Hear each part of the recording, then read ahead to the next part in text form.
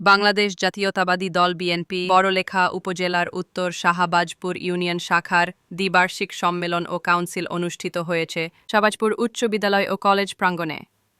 সম্মেলনের প্রথম অধিবেশন পরিচালিত হয় ইউনিয়ন বিএনপির আহ্বায়ক জনাব জামাল উদ্দিন জমিরের সভাপতিত্বে এবং উপজেলা বিএনপির আহ্বায়ক কমিটির সদস্য অধ্যাপক আব্দুস শহীদ খানের সঞ্চালনায়।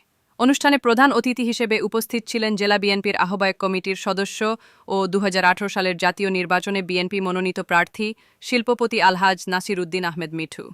বিশেষ অতিথি হিসেবে উপস্থিত ছিলেন জেলা ও উপজেলা বিএনপির নেতৃবৃন্দ আব্দুল হাফিজ, জয়নাল আবেদিন, নসিব আলী, মুজিবুর রহমান খাচরু, ড মোদাব্বির হোসেন আলাল উদ্দিন, মিশপৌল হক মিনু এবং বার্লিকা প্রেস ক্লাবের সভাপতি আনোয়ারুল ইসলাম। এছাড়াও উপস্থিত ছিলেন যুবদল ও স্বেচ্ছাসেবক দলের বিভিন্ন পর্যায়ের নেতাকর্মীরা।